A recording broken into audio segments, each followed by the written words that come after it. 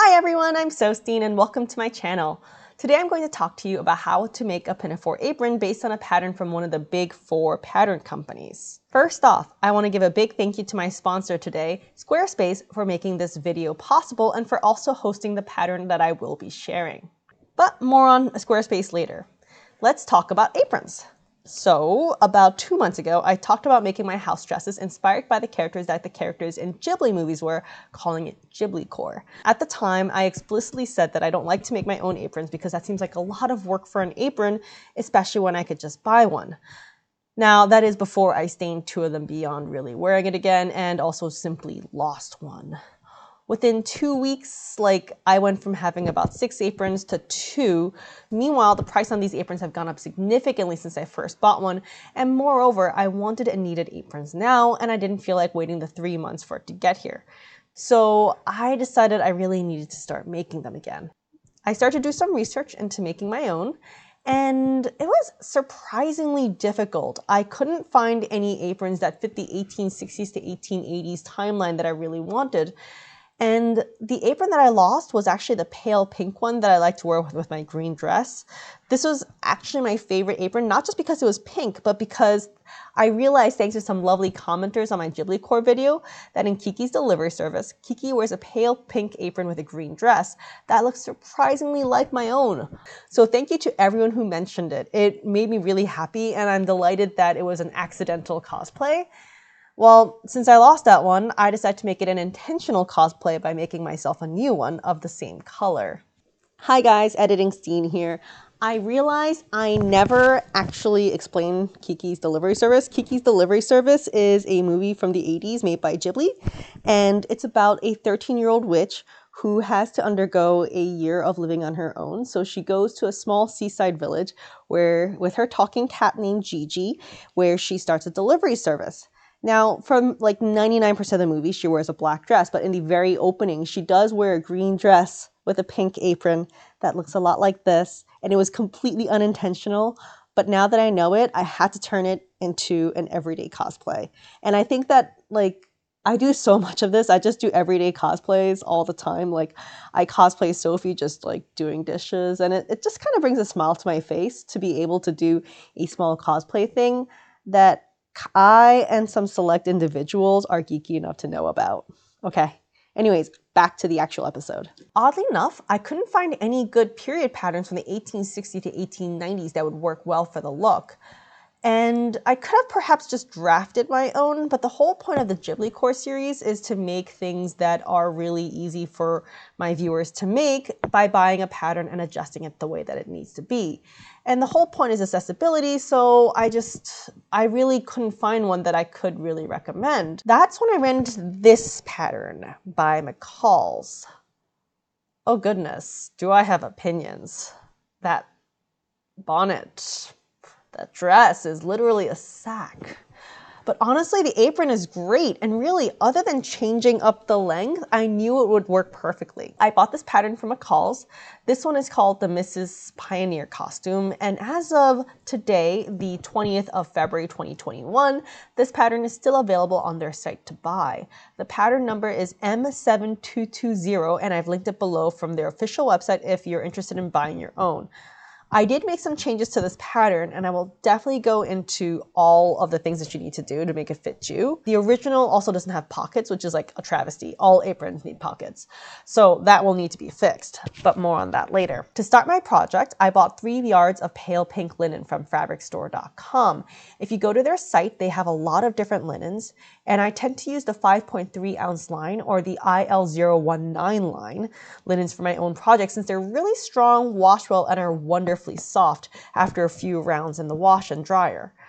I used 3 yards, but you may need more, as much as 4 or 5 yards, considering that I'm only 5'0", so that's why I was able to get away with so little. Again, being short helps keep fabric costs down. Once I got the fabric, I washed it, tumble dried it, and steam ironed it. That way, if the fabric has a tendency to shrink or distort, it'll do it now before I sew the garment. I opened up the pattern, found the pieces for my size, and cut them out. To help myself keep track, I usually highlight the pattern pieces I want to cut ahead of time with a highlighter and then go at the pattern. So for this one, I needed pieces 8, 9, blah, blah, blah, blah, blah. So I cut those out. And I think I actually cut out way more than I needed. I really didn't need the ties or the apron skirts because I looked at those and decided it wasn't full enough anyway. So I didn't actually use either of them. And also I realized I really don't like using ties, but more on that later too. If you like the apron skirt look on the envelope better than the one that I ended up having, you should definitely go for theirs. Now, this is where your personal gestalt kicks in. Just looking at the pattern envelope, I could tell that the apron bodice is a little long, even on their model. This tells me that it will definitely be too long on me. After all, I'm like ridiculously short-waisted. So with that thought in mind, I just put the pattern on my dress form, lined up the waist, saw that the top of the apron strap was about 2 inches too long on the dress form. I took off 1 inch from the front piece and took off 1 inch from the back piece, so for a total of 2 inches off.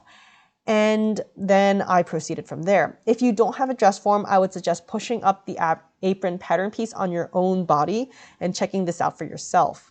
It may turn out that you're fine, especially if you aren't as short-waisted or as flat-chested as I am. But again, keep in mind that this tactic really only works for bodices where the seams are on the actual shoulder. If the actual shoulder seam is not on the top of the shoulder, but in the back, especially for something like Regency or 18th century or Victorian, you may need to make a mock-up in order to figure this out. After I fix my pattern, I lay the pieces for the bodice front and back and cut them out.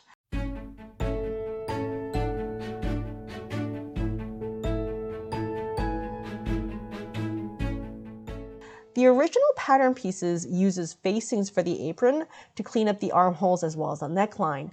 I personally really don't like facings because when you wash them, they can tend to get all wibbly wobbly and move the bodice shape. So instead of doing that, I tend to just cut 2 of each piece. So 2 of the front and 2 of the back, and just have a double lined bodice. Since the bodice is now double lined, it'll be a little stiffer and it'll keep its shape better over time, especially over multiple washes. The drawback, of course, is that a fully lined bodice eats up far more fabric, so it's up to you. So I cut 2 of the bodice front, 4 of the bodice backs, 2 of the bodice waistbands, 1 of the waistband stabilizer in sew and horsehair interfacing, and then the apron skirt pieces that I will describe later. Then initially I wanted ties for the bows at the back, since even though my other aprons don't really have ties, if you look at Kiki's, she absolutely has a bow in the back and it's really cute. So I cut 2 pieces of fabric 7 inches wide for the bow, selvage to selvage.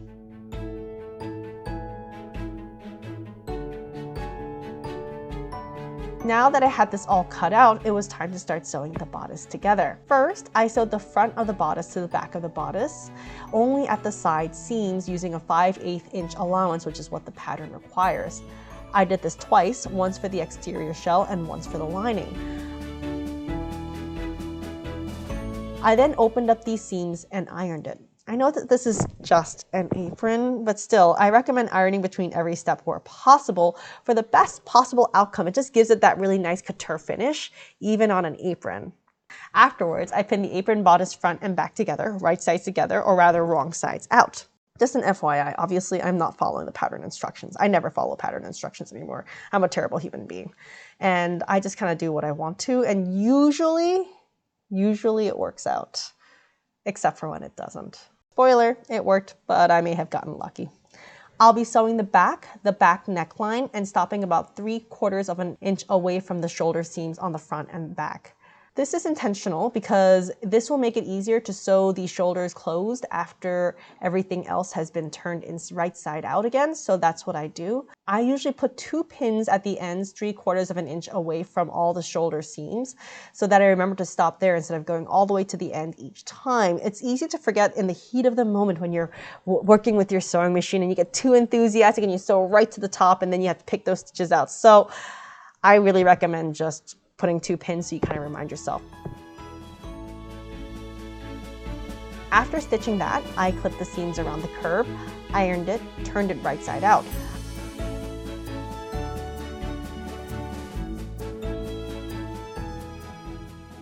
I then ironed it again. I like to use this little bone awl that I got from Burnley and Trowbridge to push out the corners and the edges.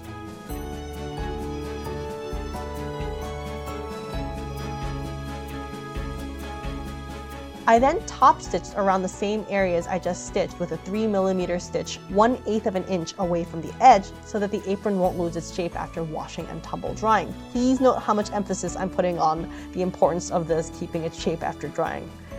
After this, I copied over the gathering marks from the pattern onto the fabric using friction pens, which if you've watched my channels before, you'll know that they disappear with heat. I gathered the bodice up between these marks using 2 rows of 5mm long gathering stitches, compared to the appropriate length compared to the waistband, and then tied it off. Meanwhile, I sewed the waistband onto the horsehair interfacing and then pinned the bodice onto it. I put the second unlined waistband to the front. So at this point, I'll be sewing through 4 layers here. The stabilized waistband, then the lining of the garment, then the exterior shell of the garment, and then the unstabilized waistband. I sewed this with the 5/8 inch seam allowance that the pattern gives, with a very small 2.5mm stitch for strength. Then I ironed this right side out, and it was time to sew the arm straps together. On the outside of the apron, I pinned the front to the back, right sides together. Pinned the lining straps downward so it wouldn't get in the way of the main seam, and did a quick machine seam through it. I ironed the small portion open and then hand folded the interior shoulder straps down. I folded in the raw edges and sewed these in by hand using a whip stitch for a clean, smooth interior apron strap. I did this on both the right and the left apron strap. Now the bodice was done and it was time to do the skirts. As usual, I decided to make my skirts different from the original design. First, I want mine to be about 21.5 inches in length, or just a few inches shorter than my actual dresses. Moreover, I want to have 3 half-inch wide pin tucks because I love pin tucks, and pin tucks are adorable. This means each pin tuck will take 1 inch and add another inch for hemming and add another ½ inch for the top, meaning I cut out 2 selvage to selvage wide strips of fabric, 26 inches wide. If you want yours to be longer, you simply have to add 5.5 inches to whatever length you want it to be to use my method. Afterwards, I cut one of these pieces into 2 pieces by cutting it in half. You can refer to my very helpful diagram to see what I did. But for now, it was time to add the pockets. If you've ever met me in any sort of reality, you know I love to put pockets in on absolutely everything. This apron pattern did not come with pockets, so it was time to draft my own. Luckily, I've done this a lot before and just drew it out onto some pattern drafting paper using my cell phone as a guide on how big to make it. As you can see, I now have a nifty little pocket pattern. I would love to share this with all of you who want to make this apron or just want to add pockets to anything else that you make. Since pockets always make everything better, I will be posting this on my site. Now, this is a great time for me to discuss today's sponsor, Squarespace. Squarespace is an online platform for making web pages, regardless of whether you're a brand or a shop or an Instagram personality. The thing I love about Squarespace is how easy they make it to make beautifully crisp, professional-looking web pages from which to run your business. They have a ton of different templates to choose from, all of them elegant and professional and so clean, and from there, it's just inserting your own personality. For me, I have a blog, but I wanted a website that made it easy to navigate the heart and soul of what I do. My portfolio of work, a simple about me, as well as the free patterns I've put up over the years. So I used Squarespace to put together a really crisp looking website that offered all of this in under an hour. Another thing I love about Squarespace is that they've optimized their templates to work on multiple operating systems, regardless of whether you're a Mac user or a PC user or an iPad user. Check squarespace.com now for a free trial, and you can try building your own professional looking site for free. And when you're ready to launch, go to squarespace.com/sewstein to save 10% off your first purchase of a website or domain. I would also encourage any of you who want the free pocket pattern to check out my site, sewsteinart.com, to download it should you wish. I also offer a free Spencer embroidery set as well as a bodice. Thank you again to Squarespace for hosting my freebies as well as my portfolio. Once this was all done, I serged all the edges of the pockets and the apron since I expect the apron will see a lot of washing. An emphasis on the washing. This needs to be functional. Then I sewed the pockets onto the fabric 3 inches from the top of the fabric. Since I wanted 2 pockets, I needed to sew on 4 pockets total.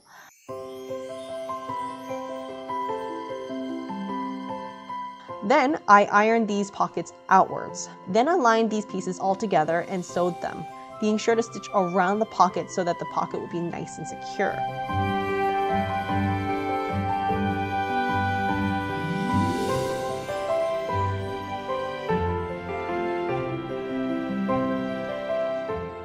Afterwards, I ironed the seam open, pointing the pockets towards the center front of the apron. I then hemmed the apron bottom and the sides. Now it's time for the pin tucks. I used some friction pen to draw my 3 pin tuck lines. I put the first pin tuck 3.5 inches from the bottom, and the next one 2 inches up from there, and the next one 2 inches up from there. This will put the pin tucks 2.5 inches from the bottom, and the 3 pin tucks will be about 1 inch away from each other.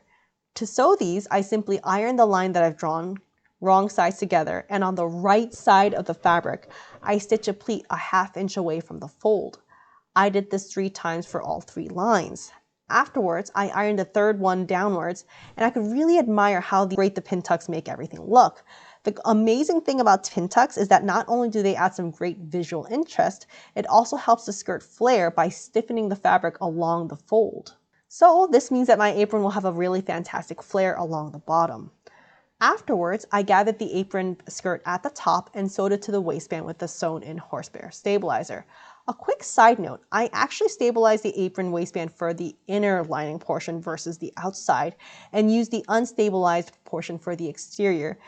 This is because the stable I happened to have in the house was grayish in coloring, and it did give the pink a slightly dusky tone, which I didn't like. By using it on the lining side of the apron, it would still give the apron some stability at the waist while not having the gray color be too visible. So I sewed the gathered apron skirt to the stabilized inner waistband by hand. Please note that for this section, I used tiny hand stitches about 8 to 12 to the inch so that I could sew the waistband down to the skirt's raw edges while also giving it a lot of strength.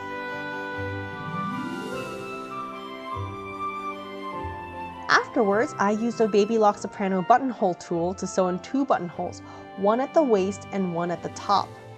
I opened these up with a clover buttonhole tool and then sewed the bright pink buttons I got from my local store. And then that was it. The apron was done. I actually hate apron ties. I like them in theory, but they get tangled in my machine and they get really ratty. And unless you keep ironing them, they're gonna look really bad. So this is a personal preference. So even though Kiki's apron clearly does have an apron tie in the back that you can use for a bow, I did not add it to mine. I am a really practical apron user at heart, and I'm not gonna be ironing my aprons. Like, I'm just not gonna do that. For the bow, I had some red silk satin I had lying around the house, left over from making the mitts from my Marie Antoinette video series, if you recognize the red. You may notice that I like to use a lot of leftovers, and that's because I believe in using cabbage whenever I can. I then cut out some fabric, sewed it together into a long tube and turned it inside out, ironed it flat, then folded it into a bow shape. I stitched this all together and sewed it onto a blank barrette. And there, I have Kiki's bow. Yes, I know that she wears a headband, but I don't actually like headbands, and my head type generally does better with barrettes than headbands because they just like pop off. It's like too wide up there. Quick side note, you'll notice I'm not really into making exact replicas as it is on screen. I prefer to make functional, practical versions that I'll make that really suit my lifestyle. At the end of the day, life is way too short to make costuming or fashion decisions based on someone else's drawing. Animation can't get cool details like pin tucks or really fancy embroidery, and will often care more about aesthetics than functional usefulness. I like to invent my own little details and add my own flourishes, and really everything should be my own thing. But to me, that's what makes this fun. So in any case, get ready for another super fast get ready with me. I put on my green dress that I made in my other Ghiblicore video.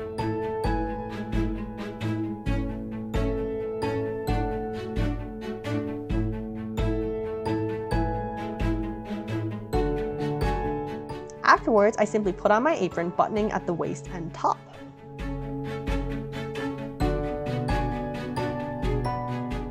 So while I was filming this get ready with me, I really hated the apron. Yes, I like the gatherings on the front and I like the way that the skirt looks, but like the armholes were just way too big and just kind of stuck out to the side. I really hated that. So in the middle of this get ready with me, I took my apron downstairs to my sewing room and did 2 quick and dirty seams at the sides, taking it in from the breast about 4 inches total in a wedge-like shape. I left the waist seam as is, but it took about 4 inches from each of the sides. It's not the most elegant solution, I want it to look good. So then I put it back on and there you go, it's so much better. And now it's time to jet around the world on my broom doing deliveries and talk to my cat.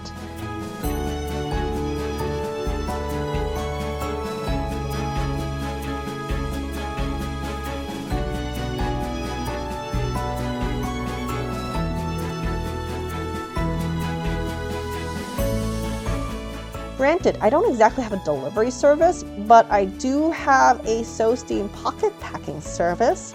So I left my apron and dress on to catch up with some much needed Etsy packing.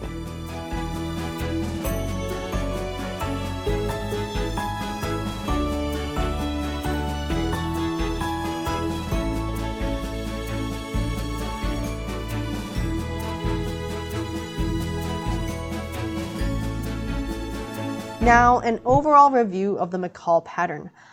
I'm honestly delighted that McCalls has a pioneer pattern and made an apron that is honestly really cute in theory. Overall, I think it could work well, but I feel like the chest is just too wide to be flattering on most people. And furthermore, they needed to add pockets to an apron. An apron should have pockets. While I like how this apron turned out in the end, I can't say I love it. The top is just not that flattering on me. So I think in a month or two, I'm just gonna have to draft my own based on aprons that I see nurses wearing around the Crimean War era. But for now, I think this apron is still really cute and functional, and I plan on wearing it all over the house, with the bow, of course. The best part is, I showed my 2-year-old an image of Kiki from Kiki's delivery service, and he is convinced that it's me. Who's that? Mama! Oh, is that Mama? Yeah, Mama! The best feeling ever. Thanks for joining me, guys. If you like Ghiblicore or sewing in general, be sure to subscribe. Next week, I'll be presenting how I made the Breakfast at Tiffany's gown.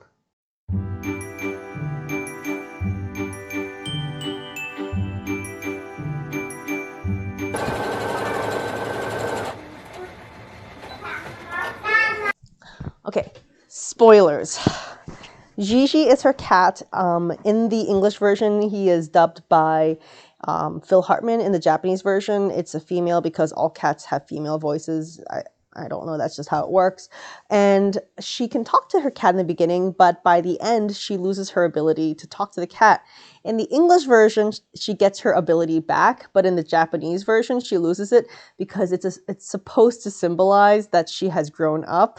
And I am so not okay. Like, emotionally, I am traumatized to know that there is a version out there where she never talks to her cat again, because if I could talk to my dogs and then lost that ability forever and ever just because I grew up, like, I would never be okay with that. And I just wanted to share that opinion.